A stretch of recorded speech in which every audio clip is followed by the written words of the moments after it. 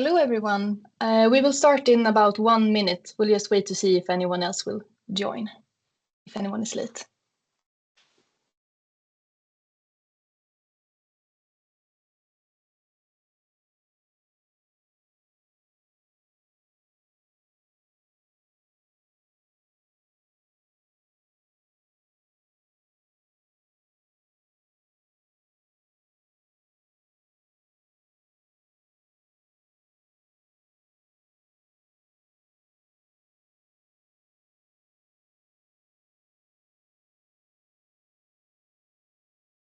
So hello and welcome to this webinar about the new criteria for Nordic Swan eco-labeled non-rechargeable portable batteries. We are very happy to see that all of you decided to join today's webinar. My name is Vilma Bäckström Nilsson and I am the project manager at the Nordic Swan Ecolabels Marketing and Communication Department. And I will be presenting today together with my colleagues Stefan and Elin. Would you like to introduce yourselves? Maybe you can start, Elin. Yes, my name is Elin Östberg and I'm a project manager within criteria development at Nordic Ecolabeling. And I have been responsible for the development of this updated criteria for non-rechargeable portable batteries. Stefan, who are you? Yeah, hello everyone. My name is Stefan Englund and I am the advisor for this product group 001. I take care of renewals, new applications and extensions, and it's me who's handling all the cases. So if you choose to do anything of those things, you will get in contact with me. Yes, thank you. And here's the agenda for today. If you see and hear clearly, please give me a thumbs up so I can see that you hear me. Great, thank you. And today we will give you first an introduction to the Nordic Swan Ecolabel together with market insights for eco-labeling products. And Stefan will go over our processes, and then Elin will present the new criteria generation for non-rechargeable portable batteries. And finally, Stefan will also take you through the application process and highlight the next steps and what to focus on there. And we have a diverse group listening in today, license holders, brand owners, and also public procurers. We hope that today's presentation will be of interest for all of you. And if you have any questions during the presentation, please write them in the chat and then we will answer it at the end of the presentation. So let's get started. Imagine that you are shopping and are faced with a choice. Two options look similar, but one has a label you recognize and trust. This moment happens thousands of times every day.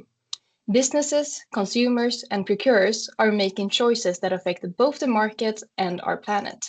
But in a world where sustainability claims are everywhere, how do you know what is really sustainable and what is just marketing? This is where the Nordic Swan Ecolabel comes in. With over 30 years of experience, we help companies to meet environmental goals and requirements, to win customer trust, and to drive real change for the environment together with our license holders. The Nordic Swan is hard to get, but easy to choose.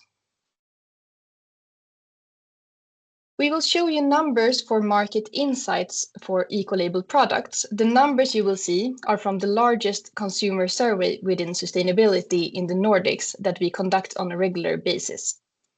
The product area that batteries are included in is non-food grocery products. And here we see that this is a product group that engage the Nordic consumers, as 67% of Nordic consumers say that non-food grocery products are relevant for them. And there's no doubt that people in the Nordics are looking for environmentally friendly options when it comes to non-food grocery products, such as batteries. 77% think it's important to choose environmentally friendly non-food grocery products, and 72% are concerned with avoiding hazardous substances to health and environment when buying these products. But people are not only looking for products that are better for health and environment, they are also looking for products that are labeled with a Nordic Swan Ecolabel. 86% would rather choose a Nordic Swan eco-labeled non-food grocery product. And the trust for a Nordic Swan eco-labeled product is high. 8 out of 10 trust that a product does not contain health or environmentally harmful substances if it is labeled with a Nordic Swan eco-label. And what about public procurement? Well, 80% of Nordic consumers want the public sector to prioritize eco-labels in procurements. There is also a need for public procurement to contribute to society's environment and climate challenges and its transition. And this is described in government and EU policy documents. So how can the Nordic Swan eco-label be useful in public procurements?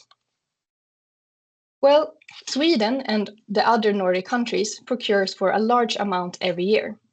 We can work together to make these purchases better for the environment. At the Nordic Swan eco-label, we organize different initiatives to make this happen. We guide, support, and motivate to improve collaboration between the different roles active in procurement and to improve the understanding for how the Nordic Swan eco-label for how the Nordic Swan eco-label can work as an efficient tool for environmental requirements in procurement. As the Nordic Swan eco-label has criteria that are based on a life cycle perspective, setting requirements for Nordic Swan eco-label products in procurements is an efficient way to assure the right environmental requirements are set. Since it is also a type 1 eco-label, these products are already controlled by a third party, and this will of course help with the follow-up for procurers. We are experiencing increased awareness and demand to set more requirements for the Nordic Swan eco-label amongst procurers. We have a good dialogue with the Nordic regions and procurers, which have a strong desire to buy more eco-label products. If you're here today listening in from a contracting organization or working with public procurement, you're welcome to visit these links and find support on how you can set requirements for Nordic Swan eco-label products. And for our license holders here listening, we would like to also highlight these links and the support that is available for you to make sure you get good use of your license in public procurement. Together we can collaborate and create more sustainable procurements. Let's zoom out a bit and talk about what happens in politics that will affect the market in the years to come. The EU Green Deal is a collective name for a number of laws that will steer the European Union in a more sustainable direction and make Europe climate neutral by 2050. Clean Industrial Deal is the EU's new strategy to tackle 3 challenges at the same time: climate change, competitiveness, and dependency on critical raw materials. The new strategy combines climate action with strengthened competitiveness and increased independence. The Clean Industrial Deal is a continuation of the EU Green Deal. One of the directives is called Empowering Consumers Directive, and what this directive will do is to make it harder to use untrue statements and to greenwash, and that will make it easier for consumers to make better informed choices. It prohibits vague or irrelevant environmental claims, for example, net zero climate emissions.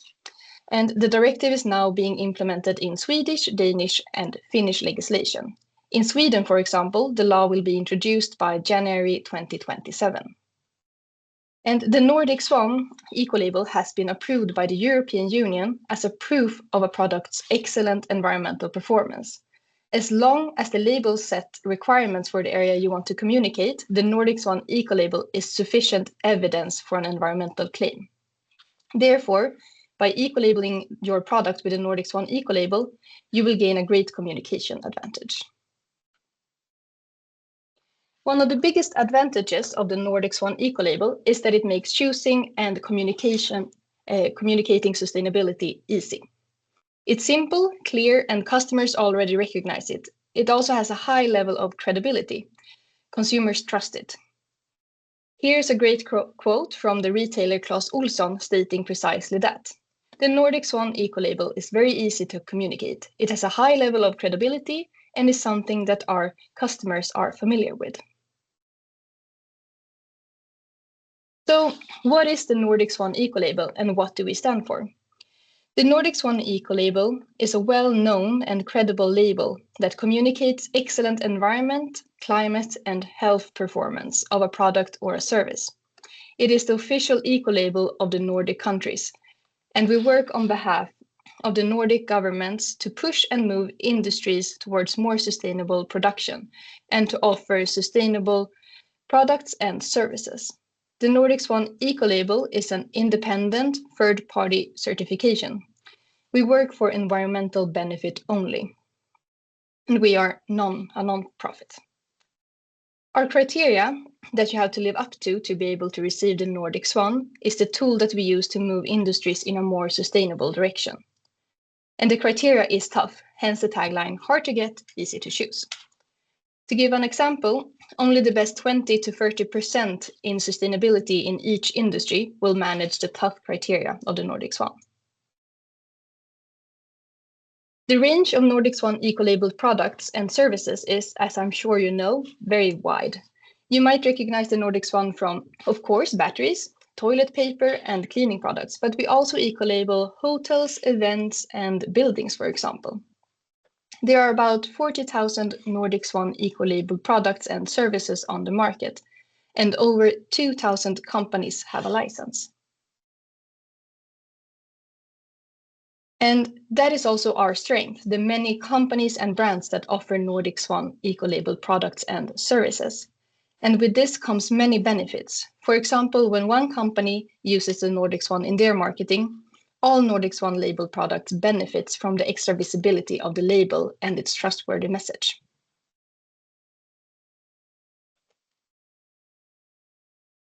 We dare to say that the Nordic Swan eco-label is a very strong and effective way to communicate sustainability. As many as 97% of Nordic consumers and 98% of Swedish consumers are familiar with the Nordic Swan eco-label. And we see a high credibility as 81% trust that a product carrying the Nordic Swan is a good choice for the environment. So you can feel confident that the label will give your product an immediate recognition as a better choice for the environment. When a product is approved for the Nordic Swan eco-label, you gain a communication right. This means that you can use the Nordic Swan logo in marketing, communication, and dialogue concerning your Swan-labeled battery. It's not just a right, it's also a great opportunity. We encourage you to highlight it, talk about it, and to communicate it in your different channels. As I mentioned, the way we move industries in a more sustainable direction is with our criteria. And I will now hand over to Stefan, who will tell you more about our overall criteria work.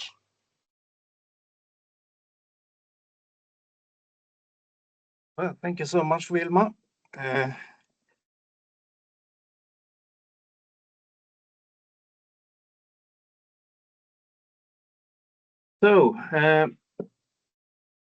The criteria, they are based on a life cycle perspective, and this includes the entire chain from raw material extraction through production, use, and finally waste and recycling.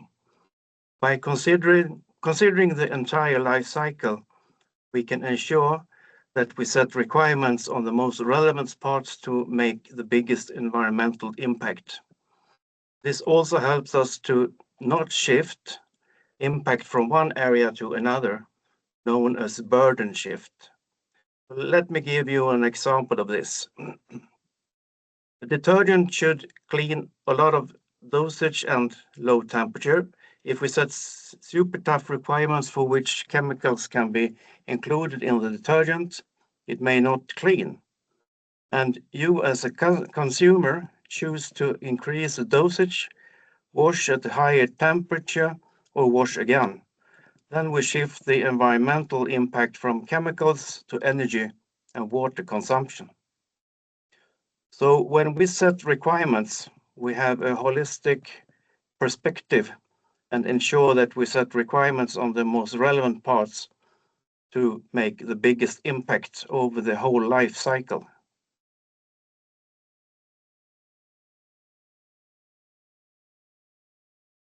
You can always trust the Nordic Swan eco-label, but why?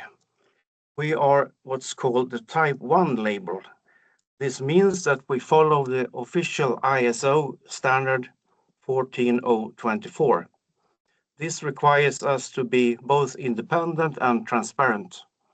Our requirements are decided by independent experts at Nordic Ecolabelling and Nordic environmental boards without influence or financial support from specific industries.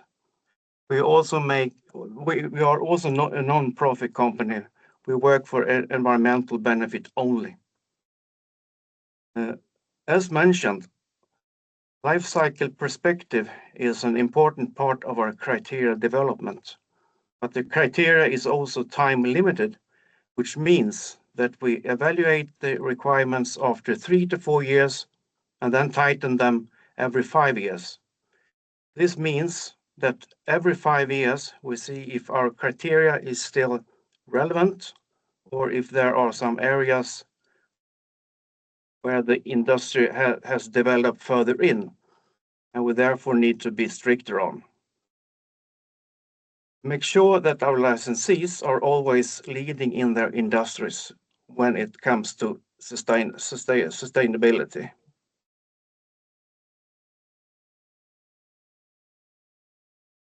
When we develop new criteria or update existing ones, we have a process to ensure that the requirements are relevant to the specific market. First step is for our experts to review the criteria and update or add requirements as needed.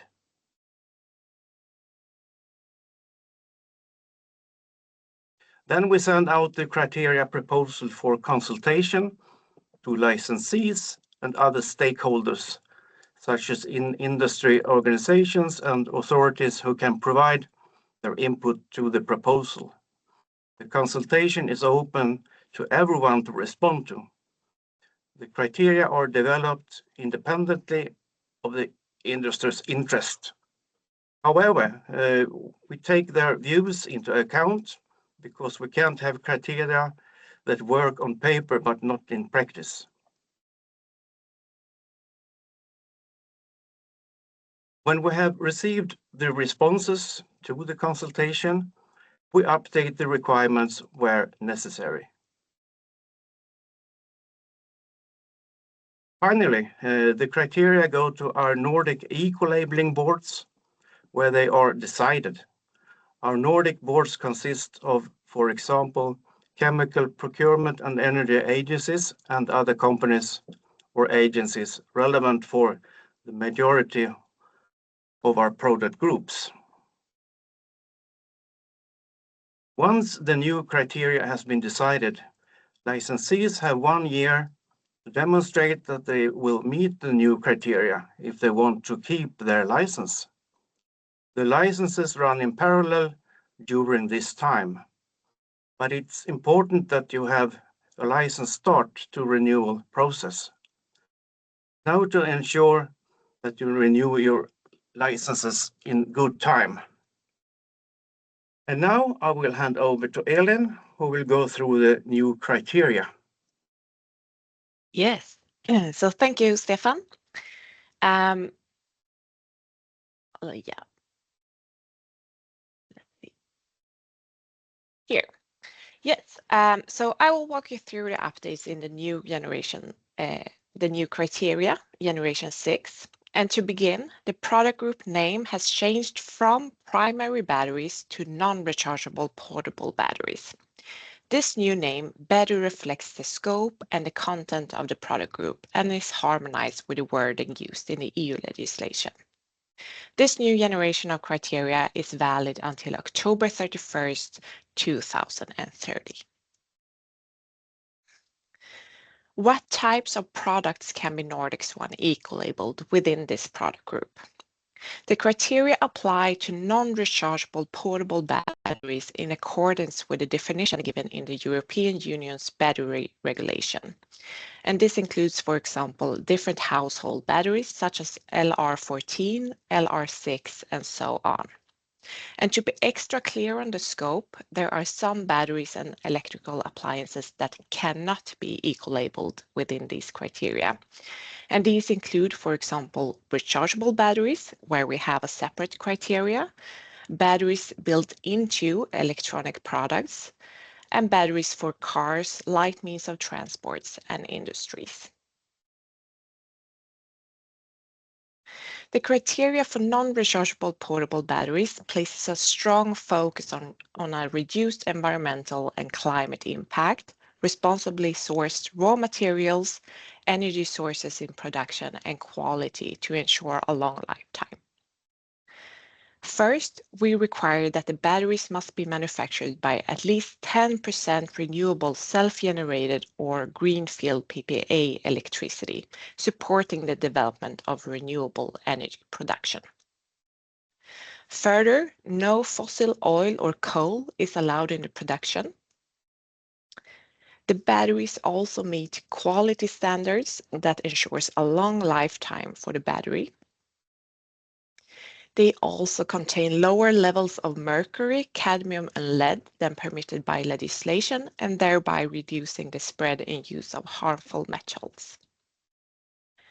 We also require that they should not contain PVC and should not have any added PFAS. And last but not least, the Nordic Swan Ecolabel non-rechargeable batteries contain responsibly sourced mineral raw materials, and the battery manufacturers actively address social and environmental risk associated with the sourcing, processing, and trading of these materials throughout the entire supply chain. For this revision, we focused on strengthening the criteria to further reduce the climate impact from the sourcing of mineral raw materials, and enhance the product safety. First, we aim to promote a production with a lower climate impact. This means banning and limiting the use of fossil energy sources and prioritizing renewable energy sources in the production of the batteries. Secondly, we want to ensure that the mineral raw materials are sourced and manufactured with as low environmental and social impact as possible. And thirdly, we have updated the requirement on excluded substances where PFAS no longer can be added in the battery. In this updated generation 6, the criteria consist of 16 mandatory requirements, and you can see an overview of all of them on this slide.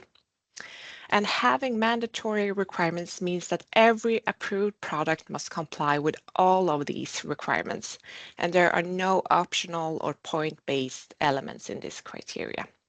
However, of course, if for example, your product isn't a lithium battery, then the lithium requirements does not apply. And in this criteria, we have introduced 3 new requirements for energy in production to reduce the overall climate impact from the battery production. And I will very soon give you more details about these new requirements. But first, I also want to show you that in addition to the new requirements, this regeneration also includes some requirements that have been tightened. This means that some existing requirements now have a stricter threshold limit, ensuring that the products continue to meet high environmental standards.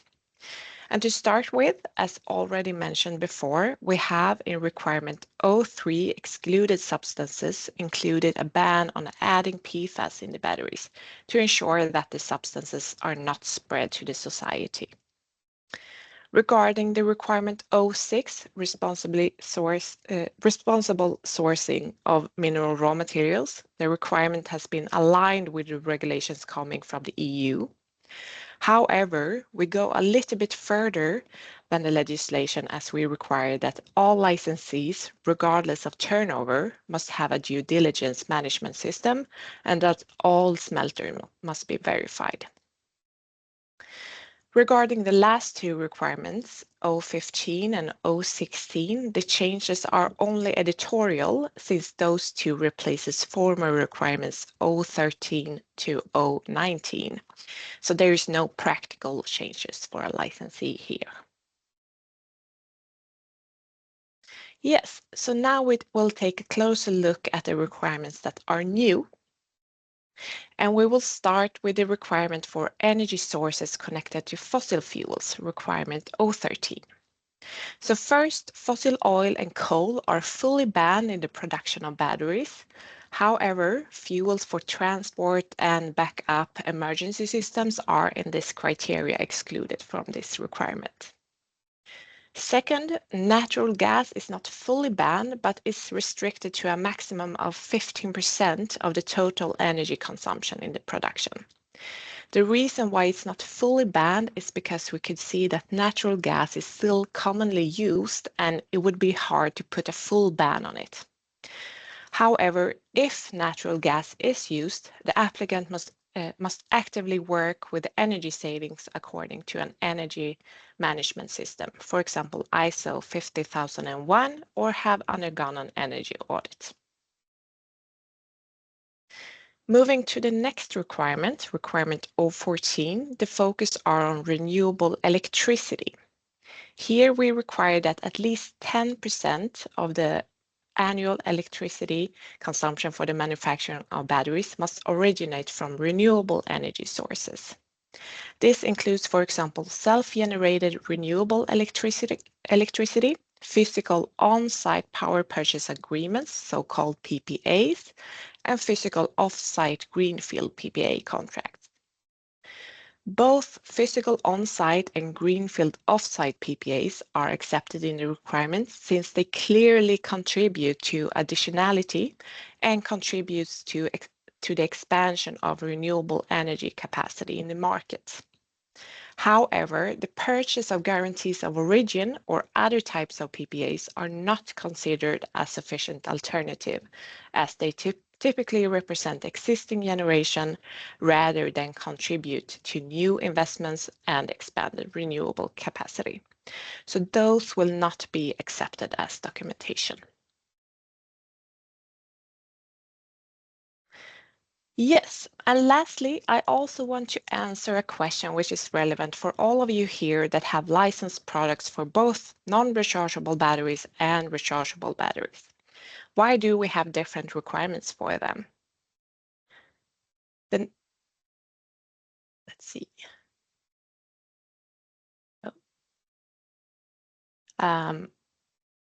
Here. The Nordic Swan Ecolabel has always had different criteria documents for the two different battery types. This is because, as you are all aware of, they have different chemicals and techniques behind. When we evaluated our criteria on rechargeable batteries, we could see that we had the possibility to strengthen the requirements on performance and add a requirement for recycled content. However, for non-rechargeable batteries, we saw that we did not have the same possibility, and because of this, and to ensure a high environmental performance, we introduced the energy requirements. As for now, the consultation proposal for rechargeable batteries do not include the energy requirements since we could find higher environmental relevance in the other areas. And speaking of the consultation proposal for rechargeable batteries, I also want to use this moment to encourage you to go into our website and answer the consultation for rechargeable batteries. Here you really have a good opportunity to give your feedback to our proposal. And the consultation will be open until 9th of March, so you still have some time to do this. Yeah, and that was everything I wanted to say. So I will hand over the word to Stefan, who will tell you more about the application process.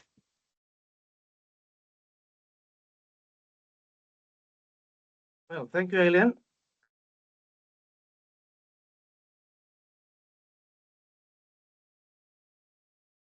To apply for a Nordic Swan license, there is an application fee of €3,401 for a new application and €1,699 to renew existing license. For all licenses, there is an annual license fee based on the turnover. For yearly turnover below 31.4 million euro, the fee is 0.3% of the turnover.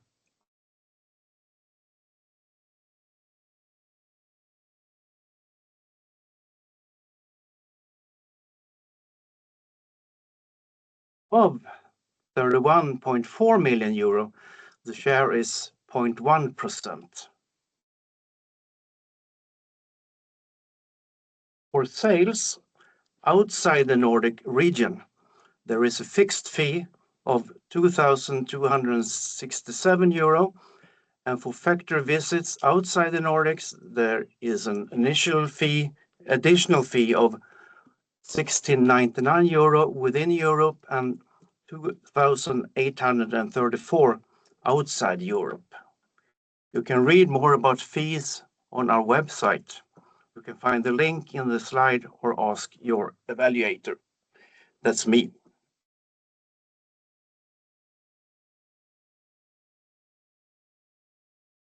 The application begins by submitting your application in our application portal. This applies for both renewals and new applications. On this slide, you can find the link to the portal as well as a link where you can get login for the portal if you do not already have it. After that, you provide the required documentation, such as appendices, test reports, and other documentation showing that you meet the criteria. Once the documentation is evaluated and reviewed, we will do a factory visit. After the visit, and if everything is in order, your application is approved and you will get your license. And this is valid until the next revision, and then you will have to apply once more.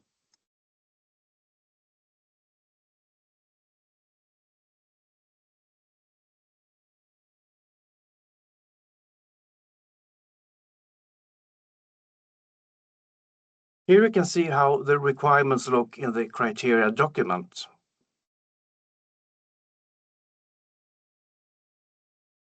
Each requirement has a requirement number and header. When naming your documents, I strongly recommend including the requirement number in the name. You can also see the description of the requirement. This includes what we allow or not. At the bottom, you can see an arrow. Next to this is a description of what kind of documentation is needed, such as appendix number, test reports, etc. This is maybe the most important part for you, to make sure you know what documentation is required. To ensure the process goes smoothly as possible for you, it's important to start collecting the documentation as soon as possible. The writable declarations can be found in the portal and on our website. Upload everything in the portal under the correct requirement and with clearly named files. If you use documentation in other languages than Nordic or English, please translate the most relevant parts.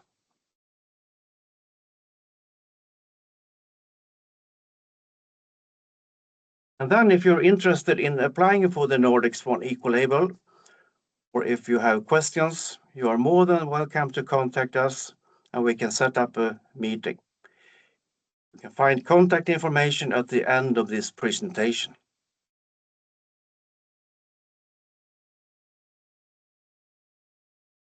Well, thank you so much for your attention, and we hope you enjoyed the presentation.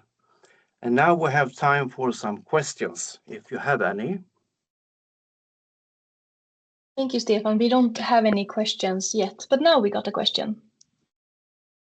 Could you please share the presentation as well as the link to the new Generation 6 criteria document? And of course we can do that. We will send you the presentation after this webinar, and we will also, maybe you can send that, Stefan, the link to the criteria document.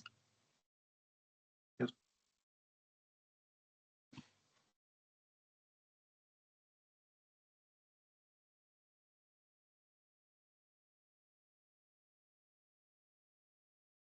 Great.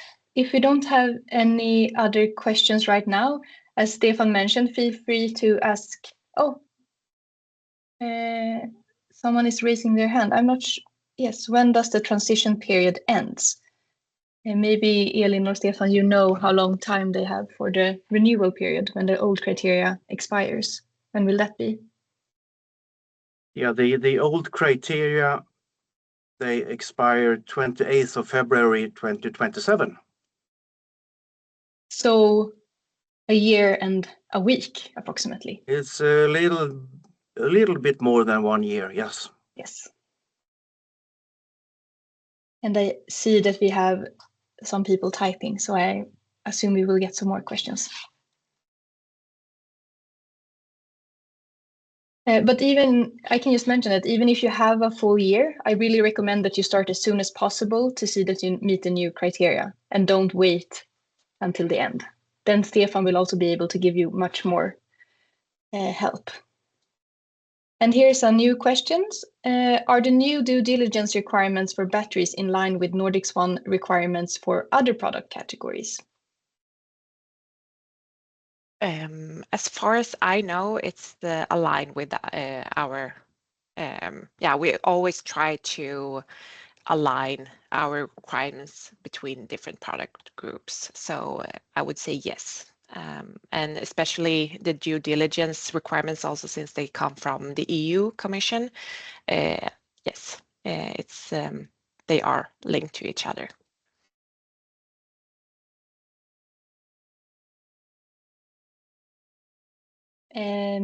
Many thanks. Could you also confirm this? So maybe we can check that and get back to you, Michael. Yeah, I'm just wondering if there's any specific product category that you think of, Michael, or like in general. Otherwise, we can come back with a general answer. Reason is that we are, as a sector, disadvantaged by the European Commission. Yes. So if you have any specific other product groups you wonder about, let us know. Otherwise, we will give you a general answer after by next week. I think we can answer. And then we got a new question. I would like to know if rooftop distributed photovoltaic power generation outside the factory premises can be accepted. For instance, green electricity purchased directly from the power market. Could you please also clarify what types of green electricity are acceptable for the Nordic Swan organization? I guess that's for you, Elin. Yeah, and it's correct that we, if it's outside the factory premises, it will be accepted, but it should be through a power purchase agreement. But it's okay that it's purchased directly from the power market. And types of green electricity can be solar power, of course, wind power, and other renewable energy sources. Yes. Thank you. And after submitting all documentation for the new criteria, how long does the Nordic Swan organization typically take to complete the approval process? I guess that's for you, Stefan. That's a very tricky question to answer. It always depends on the quality of the documentation sent in. So I don't think I can give a specific answer here. If everything is correct, then we don't need to have to put more questions in. Maybe it will take a month, but if we lack many information, it can take a half year. So it's it's a hard question to be specific on. Yes, maybe we can explain the process for the first new application. So first we have to have the evaluator look at the application in the country you apply in, and then we have a reviewer in the same country. And then for the first new application or renewal, we also have a Nordic process where all the Nordic countries are included and evaluate the application together. So for this criteria generation, we would have to look at the new requirements and the changed requirements from all the Nordic countries. So this is to ensure that we evaluate in the same way in all the different Nordic countries. So this, of course, makes it take a bit longer. So a couple of weeks extra for this new extra step that you don't usually have otherwise.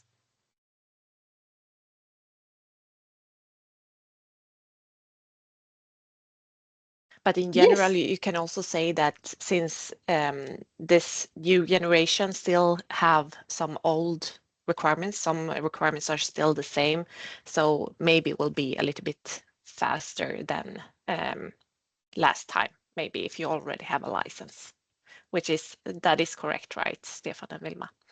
Yeah, it's correct. It's correct. Yeah. Because this time you don't have to give us an electrical performance for the batteries. They are the same as before. So even the metal content of the batteries are the same as before. Yeah. Great. We don't have any extra questions right now. So we will get back to you with some of the remaining questions and also send you the presentation afterwards. Thank you all for listening in today and have a great weekend. Yeah, thank you very much. Thank you very much. See you.